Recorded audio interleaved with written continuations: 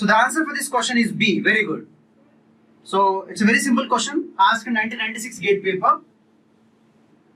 Let's understand the question. They're given that if the ratio of the diameter of the rivet hole to the pitch of the rivet is 0.25. So diameter of the rivet hole to the pitch is equal to 0.25. Then the tearing efficiency of the joint is. So we have to get the value of tearing efficiency of the joints. So if you take the plates, so let's assume only one rivet is there. Okay, so because they haven't given any number of rivets. So if you'd like to get the value of tearing efficiency, eta T is equal to given by based upon the pitch. Okay, so we should use pitch. So let's take two rivets here. So if we take the pitch here, so PT comes out to be PT by P comes out to be PT is nothing but this particular pitch minus diameter into thickness into tensile strength of the plate. In the same way, this one load carrying capacity of the plate comes out to be pitch into thickness into tensile strength of the plate. This is tensile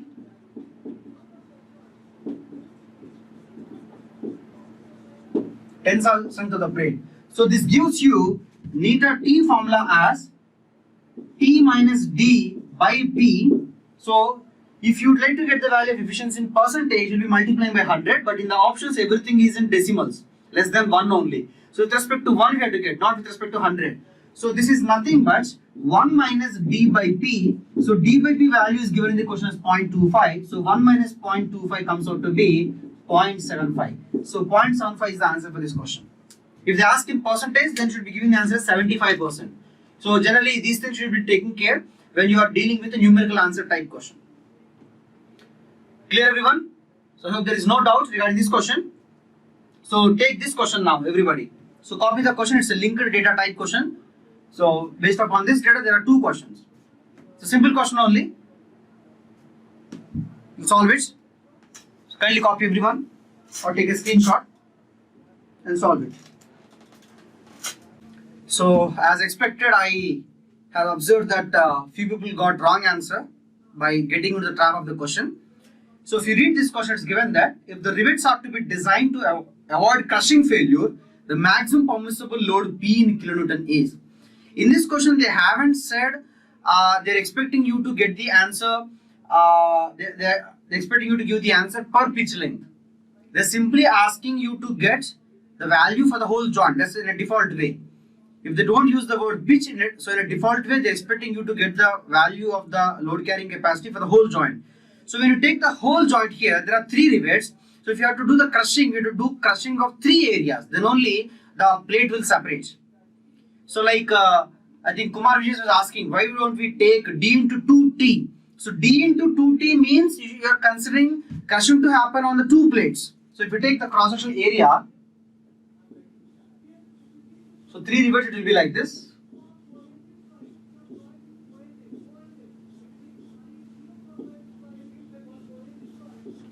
So let's assume this is one plate and this is another plate here. If crushing is happened on upper plate, it is enough. That cause separation. Understand? If you are unable to imagine this crushing, then go with tearing.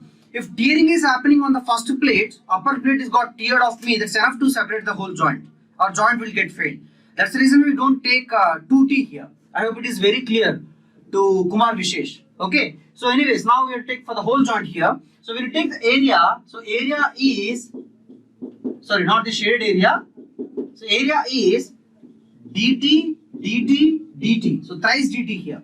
So we have crushing load carrying capacity is equal to crushing strength into 3 dt. So crushing strength is given in the question as 150 megapascal. So here look here, whenever you are dealing with load stress area, load if you want to get the value in Newton means you can substitute sigma in megapascal and area in millimeter square, because megapascal is nothing but Newton per millimeter square. So that gives you Newton. So I'm substituting sigma directly as 150 megapascal. So 3 into D into T. So D into T means here we know that we have to go with diameter of the rivet, not diameter of the hole. So diameter of the rivet is given as 10 and the thickness of the plate is given as 5. Is it? the T is given as 5 millimeters. Yes. So we'll be getting the whole answer as 22.5 kilonewton. Understand? Some people have got the answer per pitch length, so they got the answer as 7.5 kilonewton, which is wrong answer here. Understood? That's how you have to solve this question. So this question you can easily get because you understood how to, or what is the approach you should be applying to get the answer. So you can easily get the answer for this question. So you have to get the value of tearing load. So PT you have to get it. So we already got PC. You just apply the same concept and get the value of PT. Come on everyone. A very simple question. So very good. The answer for this question is C. So it's very simple here. If the plates are to be designed to avoid tearing failure, the maximum permissible load P is. So here the shaded area is the area here. So PT is equal to sigma T, tensile strength of the plates, into W minus 3DH into T here. So sigma T is given in the question as 200 megapascal. So width is given in the question as 200 minus 3 into 11 into thickness of the plate. So this comes out to be option number C, that is 167 kilonewton. So very simple questions, but based on two things. One thing is you should be very careful where to use DR and DH. Second thing is they are asking us to get the value of load carrying capacity for the whole joint, not with respect to per pitch length. So if you are taking care of these two, you will be getting the correct answer. Okay. So kindly put this title here, caulking and fullering operation. So okay everybody.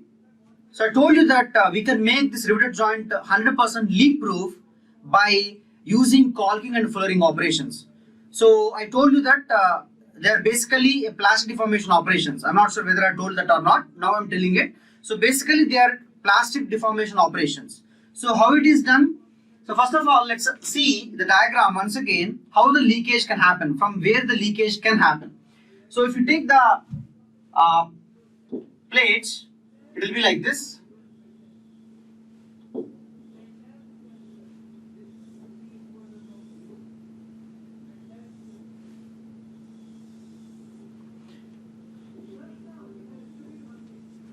Okay, so here there is a rivet. So from this volume, if leakage is happening, means it will happen through this path or through this path, through this path. Okay, so caulking is the only difference between caulking and fullering is in caulking we are going to use a taper tool, you can see in the first picture, and in fullering we'll use a flat tool. That's the only difference here. Now, what exactly is done using caulking and fullering? So in caulking operation, we use or we do plastic deformation at this corner and close this gap. Okay, so we can use caulking tool to close this gap as well at the corners here. So we'll do the plastic deformation. This is possible if the in this case caulking is possible here if this plate is also made up of ductile material, because plastic deformation we are causing it. Understand? So here at least like we have a rivet head which can cause or which can experience the plastic deformation. So if the rivet and also plate is also this particular ductile material, then we can cause plastic deformation here also. We can make it 100% leak proof. Understood? Now, fullering is done using a flap tool. Okay, someone was asking why that inclination should be there of 10 degrees. So you can understand here, we can't do fullering operation if the inclination is not there. That means if the end of the plate is taken, the end of the plate should have an angle of 10 degrees with the vertical, so that we can do fullering operation with the fullering tool. So otherwise, if the plate is like this and if I apply the tool like this, then this will not cause fullering operation. This is not the correct operation here. This can cause fullering operation. That can cause plastic deformation. Understood? Clear everybody? Okay? Understood? So no doubt is that. So you can see this video as well, which will help you to understand what is the difference between this caulking operation, difference before and after this caulking operation. You can see the video here. So you can observe from this particular picture, video itself that there is a gap between the plates. You can see here, fullering is done here. Understand? There is a gap, you can see with your naked eye itself. Now using this fullering tool, this caulking tool, this particular gap is being filled out. You can look here. See here, the plate is being plastically deformed to cover this gap. The plate is being plastically deformed to cover this particular gap. You can see here, everybody. Understand? You can see before and after application of this particular caulking operation. It's actually caulking only because the tool is actually tapered. That might not be that much clear in this video, but it is actually tapered here. So the technician is using gloves. He's having gloves in his hand and he's pushing with a huge amount of force. And you can see here very clearly, there's a huge difference. So here there is this particular gap being closed up, but here there is still some amount of gap because here the caulking operation is not done. By your approach, you might not be ending up getting correct answer every time. Okay, clear? So if they ask you for the whole joint, simply take the whole joint and get the answer. If they ask you per pitch length, take the pitch length and get the answer. That's it. Is there any fluid appearing? Saurabh Kumar. If this gap is closed like this, fluid will not come out, right? You're understanding? Once this gap is closed up, the fluid cannot leak out, right?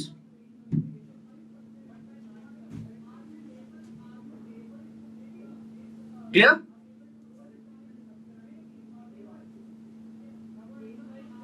Does caulking has advantage over welding because gaps can be closed by welding also? Anurag Gaurav, completely, like if you'd like to compare between two operations, it is based upon not only the mechanics and our concepts, but also based upon the economics. For example, if you are cost of production is high using welding operation, then you'll expect to go by this particular caulking and fullering itself. But mostly caulking, fullering help you to close it because in most of the cases we try to use plate also as a ductile material.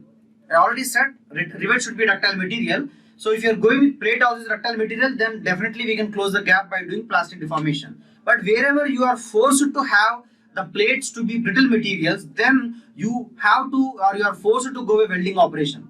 So in terms of cost and these type of restrictions will make you to choose the technique in real life scenario. Last slide to take a screenshot. Okay. So we are coming to a very, very important concept, eccentric loading of the riveted joints.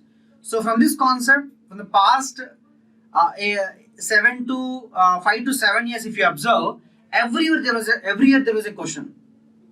Okay. So for past 5 to 7 years, every year there was a question, except 2019 paper. Only in the recent GATE paper there was no question from this concept. But earlier to that, every year there was a question from this concept. So here, it's not going to be a tough concept. It's simply application of SOM and engineering mechanics. That's it. So kindly take the title and draw the diagram. So we'll discuss regarding this thing in detail once you're done with the copying. Till now we didn't got any question in GATE examination based upon this theoretical concept of caulking and fullering. But in other exams like RRB JEE, SC JEE, etc., they can ask you a question. They will ask you that what is a common thing? What is the basic concept of caulking and fullering? Okay, it's basically plastic deformation.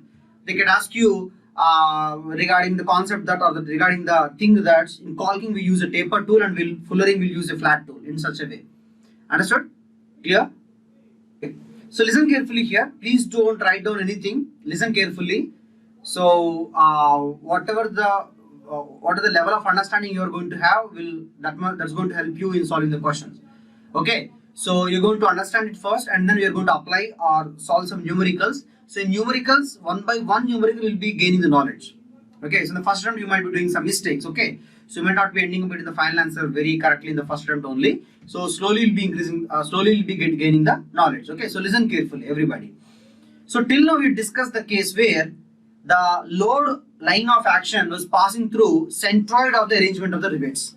That means if you see the previous question itself, in the previous question, if you see the line of action of the load that is passing through centroid of the 3 rivets. So 3 rivets are on a line. So center rivet itself is the location of the centroid. So load is passing through that. So that is not giving rise to any rotation. So I hope everybody knows that rotation of a force is called it as, a turning effect of a force is called as torque or moment. So moment is not produced here. Now if you see this particular picture, we see that this particular load line of action is not passing through center of the 4 rivets. So center of this 4 rivets is denoted by C. You can see in the picture itself. So it is exactly between those 4 rivets. But the line of action of force P is not passing through there. So what happens is basically due to this load P, there will be some moment as well. Anyways, the force effects are there. Along with the force effects, there are going to be some moment aspects as well, or moment effects as well. How they are going to be? Look here. Just assume this particular calculator is the beam. So I just written column and beam for our understanding purpose to distinguish between the horizontal member and the vertical member. Understood? Now, if I would like to join this using 4 rivets in the same fashion on this vertical wall here, so we see that 1 rivet, 2 rivet, 3 rivet, 4 rivet. 4 rivets are there here. Now, this my 4 fingers are 4 rivets. Okay, 4 fingers are my 4 rivets here. So 4 fingers, 4 rivets are there. Now, when some force is applied here, what happens? When some force is applied here, what happens is that is giving rise to some rotatory effect here. If the force is applied which is passing to the centroid of the arrangement, then there is no rotatory effect. So this particular calculator or the member or the beam in the secondary screen will not be having the effect of rotatory motion here. But due to the application of load P, which is little bit eccentric to the centroid, there will be rotatory effect here like this. In fact, the gravity force is eccentric. That's why it is giving rise to rotation here. Understood, everybody? So we are going to see how our rivet should be, or based upon this loading condition, what is the stress produced in the rivet, and we are going to make sure this particular load or what are the stress is being produced there, the stress should be less than the shear strength of the rivet. Otherwise, the rivet will fail, or basically strength of the rivet here. Let's understand here. So if you take this particular diagram, there are 4 rivets. Rivet number 1, rivet number 2, rivet number 3, rivet number 4. This is the centroid here. The load is applied somewhere else here. From this centroid, the eccentric distance is denoted by E. Okay, so in always you should be identifying the value of E here. I would like to transfer this force from this location to this location here. So what I should be doing? I will apply the engineering mechanics concepts. I will apply upward force P and also downward force P, equal and opposite, to understand or to shift the force from here to here. If you observe, this downward force P and upward force P are causing a couple in clockwise direction. So based upon this diagram, I can say that these 4 rivets are experiencing a clockwise moment of P into E. This upward one and this applied force, both are giving us a couple in clockwise direction, but this leftover force is there which is acting downward, so we will have downward force P. So we have a downward force P and a clockwise moment P into E. Is it clear to everybody? Is it clear to everybody? Due to the eccentrical application of force P, there is a moment P into E and also P. In the previous question, E was 0, that's why there was no moment at all. So if it is clear, kindly put this diagram step by step. So once this diagram is over, copying of this diagram is over, I will explain you how to deal with this force P and also P into E. The effect of both the things on each and every rivet. First of all, I would like to see the effect of the force. There is force and moment to the centroid or the center of the arrangement here. It is rivet number 1, this is 2, this is 3, this is 4. As this force is applied at the center, that will give rise to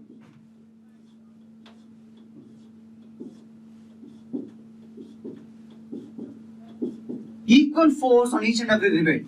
So I will denote like this.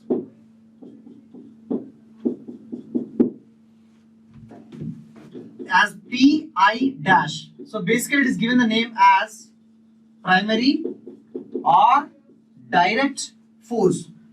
These forces whichever are produced on each and every rivet are tensile forces on the rivets or shear force on the rivets. May I know the answer for this one, please?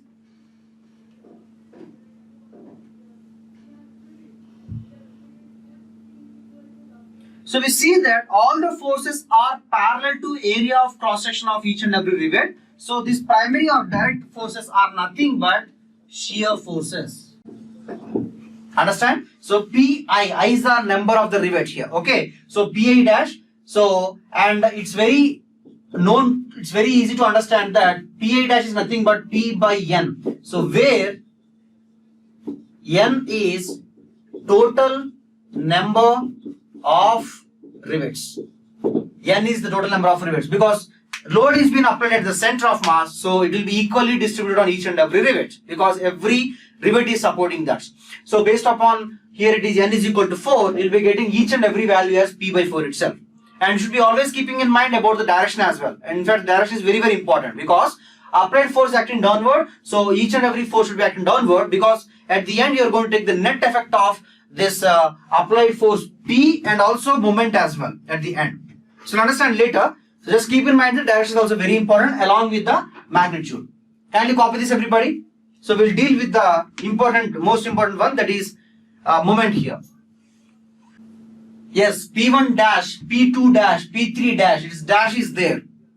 If you take a vehicle, so weight of the vehicle will be equally distributed on each and every wheel, right? If it's a four-wheeler vehicle, is it right or not? Same way here also. Done? So remember, whatever the direction of application of P is there, in the same direction primary loads will be there. Now let's deal with this secondary loads here. Secondary loads are produced by the moment.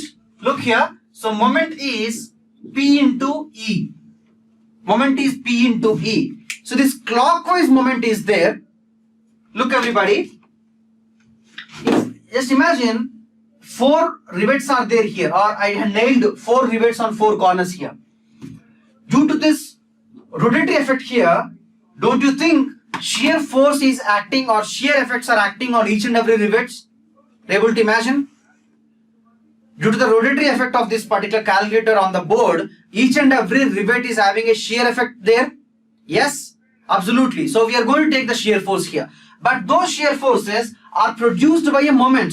So we'll call them as indirect shear forces. So Pi double dash, they're called as secondary or indirect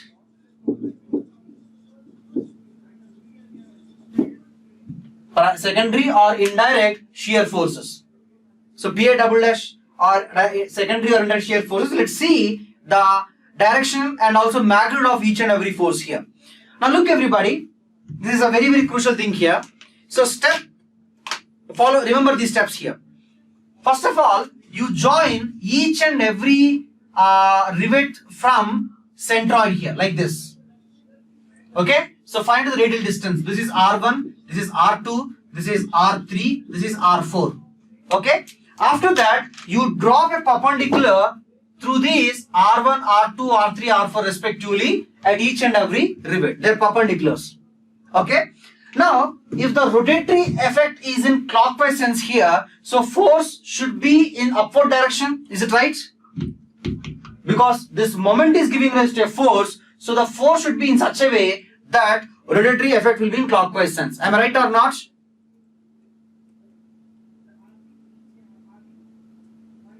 Yes? So I see that the forces, this is 1, so P1 double dash, this P2 double dash, P4 double dash and P3 double dash should be in this fashion so that they satisfy the condition that the moment is clockwise sense here. Understood? So if you would like to keep it correctly, simply put your pen from center along R1 and put P1 double dash in such a way that the sketch will rotate clockwise. In the same way at R2, it should be rotating clockwise. Here also clockwise. Here also clockwise. Understood everybody? Okay, so they should be rotating clockwise because the applied moment is itself in clockwise direction. Understood? So, and remember, this line should be perpendicular to R1, R2, R3, R4 respectively. It's a very, very crucial step.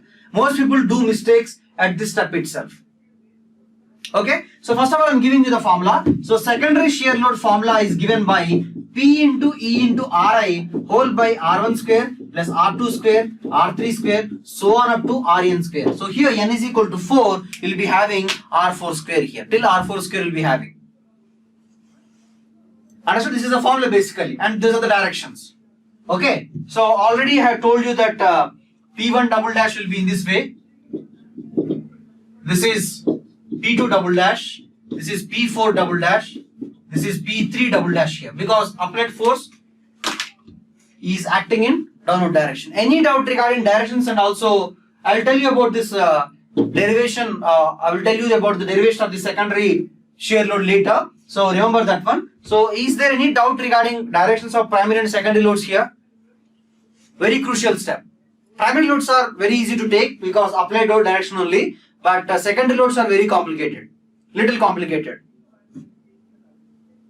So first step, okay, first step, you join or you produce R1, R2, R3, R4, drop the perpendiculars, take the direction along the perpendicular in such a way that is giving rise to clockwise rotation or anti-clockwise rotation respectively. So if you have clockwise movement, then you should be rotating clockwise. Understand? So if you have doubt, you can write down here steps to define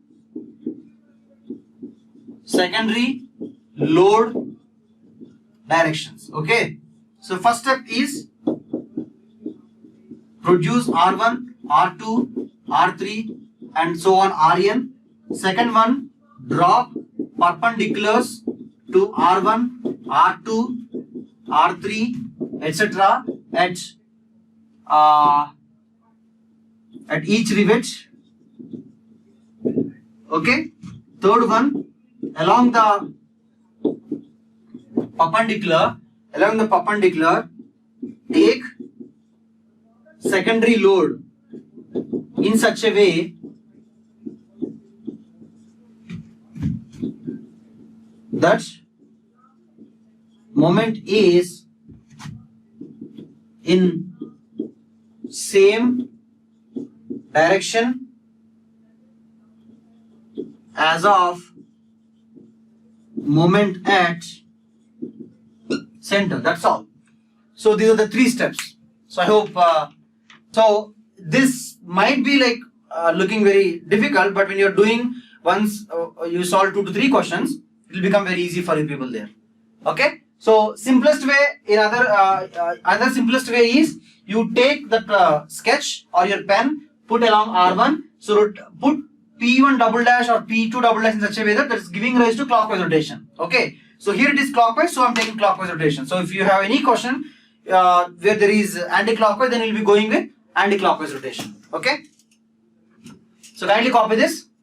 So we'll go with the last and very, very important step. In fact, easy only. Then we'll close this and we'll go with some numericals.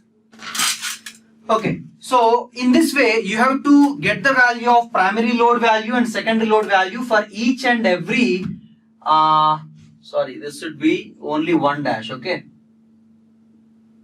In this way, you have to get the value of primary load and secondary load for each and every rivet. So in this case, or in this particular type of loading case, we understood that primary load is shear, secondary load is also shear type itself. Clear? So after getting it, you can easily identify the angle between both the primary and secondary loads. So here if you take it, this is theta 1.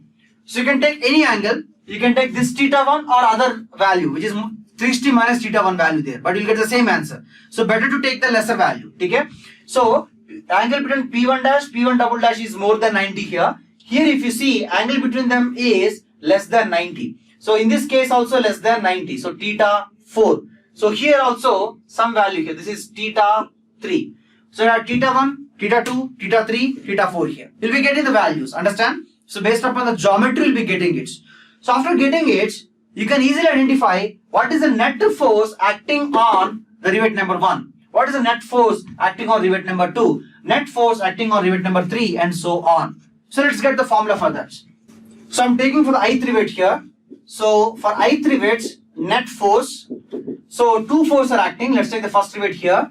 So both the vectors are separated by a distance theta 1. So from parallelogram law of vectors, the answer can be given as pi dash square, pi double dash square plus 2 pi dash, pi double dash cos theta I. So in this way, you can get the value of pi net or net force on the ith rivet. So in this way you can get for all the 4 rivets, and you can understand which one is experiencing highest value of force. Because whichever is experiencing highest value of force, that rivet is experiencing highest value of stress. So if the failure going to happen means the failure will happen from that rivet, very, very critically loaded rivets. Okay, so if I write down the load stress relationship, so Pi net is equal to shear stress tau into area pi d square by 4. Shear stress tau into pi d square by 4. So that will be giving rise to that thing here. In this case, you have to keep in mind that if one rivet fails means, or the worst loaded rivet also fails means the joint is failed. That's it. You're able to understand, everybody? In this case, we don't need to wait for all the 4 rivets to fail. Here, if one rivet fails means the relative motion will come between the plates. I told you that in a riveted joint there will be no relative motion between the plates. You're able to understand, everybody? This point, everybody caught it? Clear? So here, one rivet fails means the relative motion will come between the plates. Okay, so the joint will get failed. Understood? So we are just concerned about the worst loaded rivet or highest loaded rivet. You find out highest value of P net, whatever is there. So you'll get for first rivet, second rivet, third rivet, fourth rivet. Whichever is the highest load carrying rivet, that itself is the worst loaded rivet.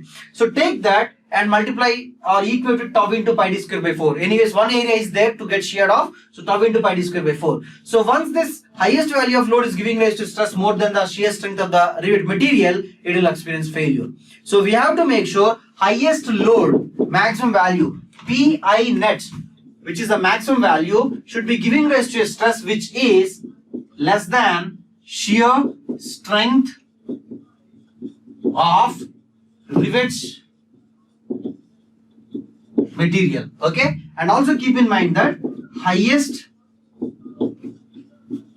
loaded rivets is also nothing but worst loaded, or also nothing but critically loaded rivets. Critically loaded rivets. Critically loaded rivets. So it is used to determine the diameter of the rivet. Saurav Kumar, determine the diameter of the rivet means if you found that, look here, you are thinking right. If you found that load is coming out to something, you can't decrease the value of load.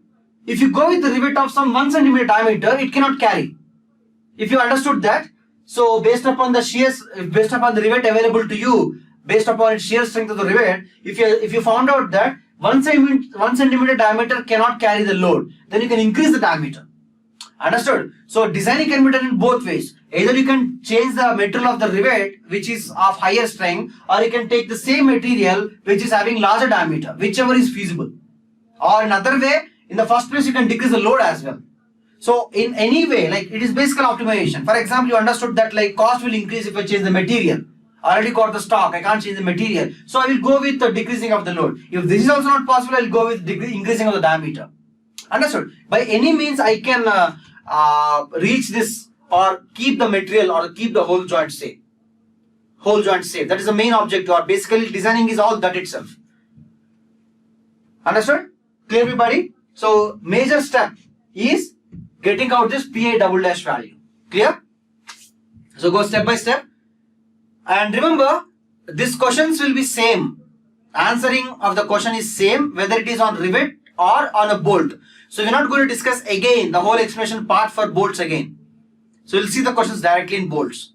Clear? So this question is very simple question, but it's from bolts. But I took it to make you get familiar with or to start with a very simple question. So unfortunately, simple question is in bolts concept. That's why I took the question directly here. So simply take this diameter of the bolt or rivet as 12 millimeters and get the answer. Come on, everyone. So first step, kindly copy this question. I'm not going to make you solve the questions directly because questions are very simple to answer. But I want you people to solve this question completely. So take this diagram. I want you people to do this or draw this diagram. Direction of primary and secondary forces of each and every rivet correctly. Come on, everybody. Anurag Gaurav's doubt is, if we change the diameter of the rivet, do we have to change for all the rivets? Of course, Anurag Gaurav. We generally don't go with rivets of different diameters. We change or we make sure every rivet is of same diameter, because of the reason that we produce rivets by mass production. Clear? So it's very rare case that we'll be going with larger rivet at the critical loading condition and smaller rivets at another loading conditions. Clear? Because if the load is static in nature, that is fine. If the load is dynamic in nature, load's direction is changing, that can cause. So for one instance, if one of the rivet, if this is the highest loaded rivet, after some other instance, maybe this will become highest loaded rivet. So those things will come in the real life scenario. So in real life scenario, based upon the mass production concept is concerned, so we'll go with same type of rivet in every case, or whatever the application is there, and we'll don't go with the case that one rivet is of larger diameter, other rivet is of smaller diameter. Clear? Kindly draw this diagram for this case. If you're drawing this diagram correctly, you can solve you can get the answer for anything. So I want you people to draw this diagram correctly in this last 10 minutes of this today's class. That's it. Okay, so as a practice, I want you people to solve this question completely. So first of all, draw this diagram. Directions of primary and secondary forces. Everybody, just draw from your side. Whatever you think is the right approach, go ahead with that. First step for this drawing of the diagram is identify the centroid. Where exactly is the centroid? Okay, you should identify the centroid. Okay, look here. So in this case, this steel rod is connected with this vertical thing with two rivets here like this. So the load is acting here, that is P. This is the centroid. If you find out this particular distance, this E will come out to be 1.7 plus 300 meters. So 300 millimeters, so it comes out to be 2 meters here. Okay. So if you transfer the force to that location, you have downward force P and also clockwise moment P into E. That's what you are going to get it. So we are going to see the effect of force P and also PE on each and every rivet. Let's give this rivet numbering as 1. This has 2 here. So if you take the primary load directions, obviously they will be in the downward direction. So P1 dash, P2 dash, both will be in the downward direction only. So I hope there is no confusion regarding these two primary forces. Okay. Let's see regarding secondary forces. So I told you regarding secondary forces, produce R1 and R2 from centroid of the whole arrangement. Okay. Now drop the perpendiculars. You can see I'm following these 3 steps here. Drop the perpendiculars. So perpendicular to R1, perpendicular to R2 here. Now choose that particular direction of rotation in such a way that it is along the direction of the moment. So here you see moment is in clockwise sense. So you have to make this sketch to rotate in clockwise sense. If that has to be produced, means this particular secondary force on this rivet should be in the upward direction, P1 double dash. In the same way, secondary force on this one should be in the downward direction, P2 double dash. Okay, from these we can say this particular theta 1 is equal to 180 degrees and here this theta 2 is equal to 0 degrees here. If you have done this particular step, you can solve any question from this particular passage here. Clear, everybody? Understood? So if you see here, they're asking the primary and secondary shear loads on bolt P respectively are. Can you give me the answer just by looking into the options? I want you people to think smartly. They're asking what is the primary and secondary load of this particular rivet here. This one. They're asking about the value of P1 dash and P1 double dash here. What's the answer here? Just without doing calculation. Without doing the calculation of this P1 double dash, P1 dash, you can get the answer very easily. How?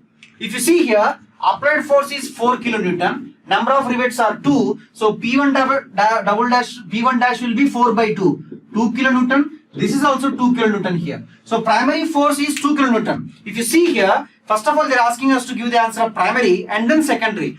2 comma something.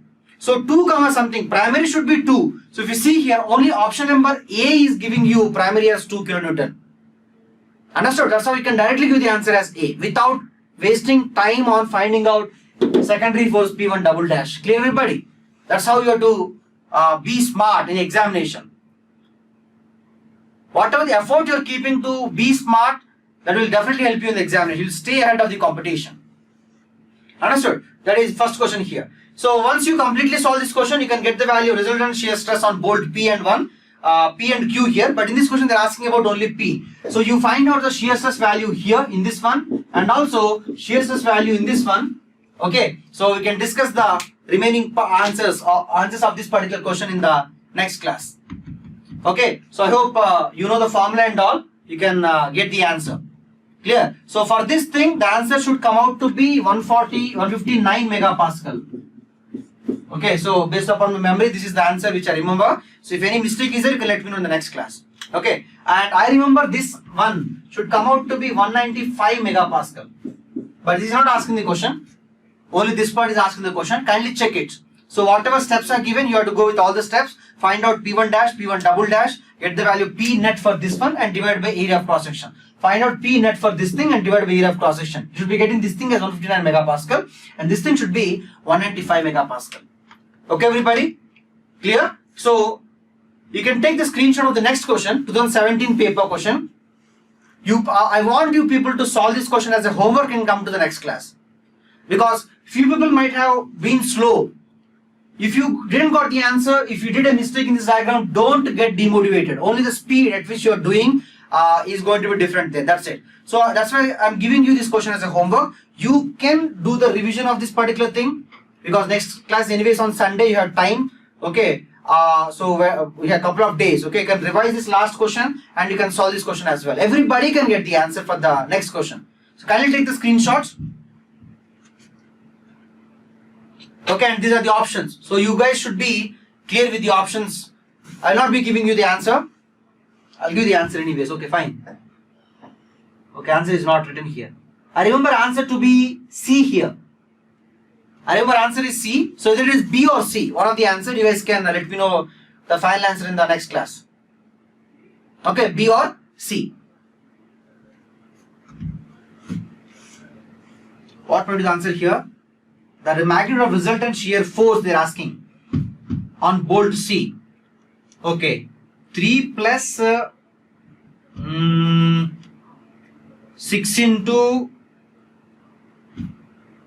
2.5 by, okay fine, that cannot be done on mine.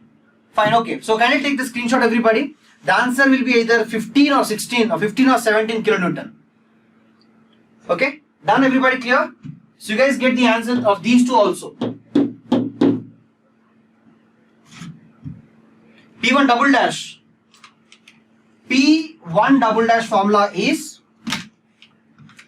or any Pi double dash formula is P into E into Ri, that means respect to rivets needle distance, by R1 square plus R2 square R3 square, so on up to Rn square, all the rivets here.